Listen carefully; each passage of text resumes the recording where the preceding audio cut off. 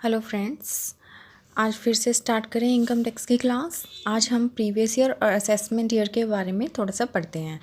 सबसे पहले आपको फाइनेंशियल ईयर पता ही है। हमारा फाइनेंशियल ईयर क्या है, 1 अप्रैल से स्टार्ट होता है और नेक्स्ट ईयर के 31 मार्च तक चलता है। अब इसी के बेस पे हम प्रीवियस ईयर को पढ़ते हैं। सबसे पहले प्रीवियस ईयर ही फाइनेंशियल ईयर ही है जिसमें हम इनकम को अर्न करते हैं। लाइक 19-20 में अगर हमने इनकम को अर्न किया है तो हमारा प्रीवियस ईयर उस इनकम के लिए कौन सा होगा, 19-20 ही होगा। ठीक है। अब प्रीवियस ईयर के जो बिल्कुल नेक्स्ट फॉलोइंग ईयर होता है वो होता है हमारा assessment year. Assessment year financial year in which income is assess to tax, जिसमें हम टैक्स देंगे कौन सी इनकम पर, जो हमने पिछले साल मतलब प्रीवियस ईयर में कमाई है। यहाँ से हम क्लियर कर लेते हैं। फाइनेंशियल ईयर 19-20 था, प्रीवियस ईयर की इनकम सेम होगी फाइनेंशियल ईयर वाली, और उससे अगला साल कौन सा होता है, असेसमेंट ईयर का 20-21। ठीक है, सॉरी यहाँ पे 20-21 आ जाएगा।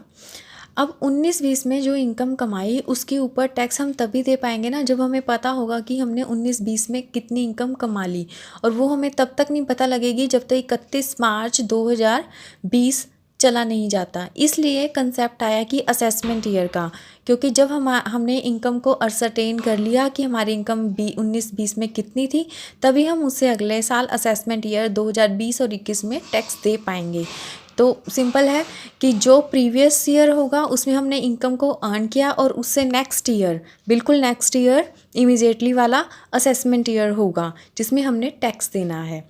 उसके बाद हम देखें जनवरी, जो प्रीवियस ईयर होता है वो हमारा 12 महीने का ही होता है। जैसे कि फाइनेंशियल ईयर हमने बात की 1 अप्रैल से 31 मार्च, same like that previous year भी हमारा 12 महीने का ही होगा। लेकिन जब अगर हमने बिजनेस और profession start he during the previous year किया, मान लो कि मैंने 1 सितंबर को अपना बिजनेस स्टार्ट किया, तो क्या वो फिर 12 महीने का हो सकता है? नहीं हो सकता। तो हमने असेसमेंट वैसे ही करनी है, जैसे मान लो कि 1 सितंबर को हमने स्टार्ट किया बिजनेस, तो फिर हमें इनकम प्रीवियस ईयर हमारा कब स्टार्ट हो जाएगा, 1 सितंबर को, लेकिन ख़त्म वही मार्च में ही होगा। ठीक है, इस तरीके से ये हो जाएगा। उसके बाद यूनिफॉर्म फाइनेंशियल ईयर की बात की गई है, मतलब सभी को सेम फाइनेंशियल ईयर और सभी का प्रीवियस ईयर और असेसमेंट ईयर सेम होगा। अगर किसी ने कैलेंडर ईयर भी अडॉप्ट किया हुआ है अपने बिजनेस के लिए, वो इनकम टैक्स में नहीं चलेगा। आपको अपनी इनकम को कन्वर्ट करना पड़ेगा फाइनेंशियल ईयर में। मान लो कि एक कंपनी है जो कि 1 जनवरी को अपना कैलेंडर ईयर अडॉप्ट किया हुआ है, तो 1 जनवरी 2019 से लेकर 31 दिसंबर 2019 तक का अडॉप्ट किया हुआ है। बट अब हमें तो चाहिए क्या, फाइनेंशियल ईयर। तो हम क्या करेंगे, 1/4/19 से लेकर 31 मार्च 2020 तक की सारी इनकम को ईयर से अलग कर लेंगे। मतलब इसमें से हमें निकालने पड़ेंगे, पहले के 3 महीने निकाल देंगे, 1 जनवरी 2019 से लेकर 31 मार्च 2019 तक की इनकम को सेपरेट कर देंगे, और इसमें हम अगले 3 महीने ऐड कर लेंगे। तो हमें हमारा फाइनेंशियल ईयर प्रीवियस ईयर मिल जाएगा, प्रीवियस ईयर की इनकम मिल जाएगी। तो इसलिए कैलेंडर ईयर नहीं चलेगा। आपको अपनी books of account income tax के पर्पज़ से फाइनेंशियल ईयर के अकॉर्डिंग ही रखनी पड़ेंगी। उसके बाद हम ये कह रहे हैं कि इनकम असेस होती है हमेशा असेसमेंट ईयर में, जो कि प्रीवियस ईयर का इमीडिएट फॉलोइंग ईयर होता है। बट यहाँ पे कुछ सर्कमस्टांसेस हैं जहाँ पे असेसमेंट ईयर और प्रीवियस ईयर सेम बन जाता है। इसका मतलब क्या हुआ, जिस साल में आपने इनकम को कमाया उसी साल में आपकी इनकम को टैक्स कर दिया जाएगा। वो ऐसे कौन से केसेस हैं जो कि एक्सेप्शन में आते हैं? सबसे पहला वो सेक्शन 172 क्या कहता है कि अगर किसी पर्सन का शिपिंग बिजनेस है और वो नॉन रेजिडेंट है, इंडियन पोर्ट पर आया, उसने वहाँ से कैरेज लिया, पैसेंजर लिए, ठीक है, अब वो पोर्ट से चला जाएगा, लेकिन अब उसकी क्या गारंटी है कि वो वापस दोबारा से आने वाला है शिप? नहीं गारंटी है कि वो इंडिया में वापस आएगा। तो इसलिए अब हमें तो टैक्स वसूल करना है। अब वो टैक्स कैसे वसूल होगा, उसी साल में जब वो छोड़ने जा रहा होगा, तो छोड़ने से 30 दिन पहले उसको अपनी रिटर्न में सब बताना होता है। ठीक है, तो अब अगर शिफ्ट किया है उसने इंडियन पोर्ट पर, तो उसकी जो 7.5% 7.5% फ्रेट है फ्रेट जो भी उसने कमाई होगी या उसके एजेंट ने कमाई होगी, उसको हम उसकी डीम्ड इनकम मानकर टैक्स लगा देंगे। मतलब हमने उसके पूरे फ्रेट को नहीं लेना, हमने 7.5% इनकम लेनी है उसकी।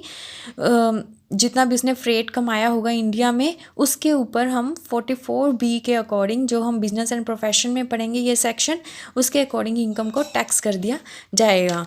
ये टैक्स कब कर दिया जाएगा? सेम असेसमेंट ईयर में। मान लो कि अब प्रीवियस ईयर हम कौन सा चल रहा है, 2019 और 20।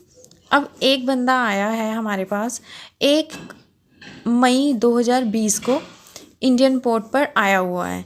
अब इसने तो यहीं पे चले जाना है, वापस आएगा नहीं।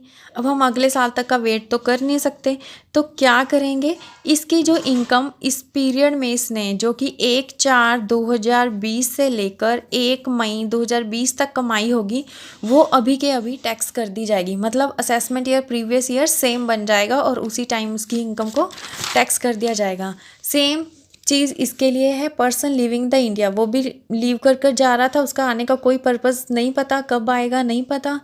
इसी तरह से अगर कोई भी person during the current assessment year, क्योंकि करंट असेसमेंट ईयर चल रहा है ना 2021, इसी में आया नहीं, इंडिया को छोड़कर जा रहा है, या फिर इस ईयर के ख़त्म, असेसमेंट ईयर के ख़त्म होते होते ही चला जाएगा, लाइक 2020 और 21 असेसमेंट ईयर चल रहा है। अगर हम मान लो कि किसी को पता है कि इस बंदे ने तो 31 दिसंबर को यहाँ से निकल लेना है, ठीक है, या फिर पता है कि 1 अप्रैल को ही चला जाएगा, 1 अप्रैल 2021 को चला जाएगा। अब हम वेट नहीं कर सकते, क्योंकि 2021 के बाद तो क्या पता वो आए ही ना कभी वापस, और यहाँ पे तो वो जा ही रहा है, तो इसके बाद इसका कोई इनकम टैक्स कौन पे करेगा, जो अगर इसने इनकम कमाई हुई होगी। तो यहाँ पे क्या किया जाता है कि ड्यूरिंग द असेसमेंट ईयर ही 2021 में ही इसकी जितनी इनकम बनेगी, कब से, 1 अप्रैल 2020 से लेकर जिस दिन उसने लीव किया है तब तक की इनकम इससे मंगवा ली जाएगी, इसका एस्टीमेट मंगवा लिया जाएगा।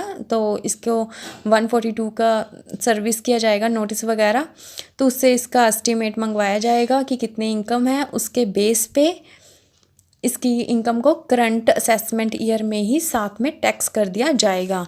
और इसकी इंटेंशन भी नहीं है, देखो लिखा हुआ has no intention of returning to India.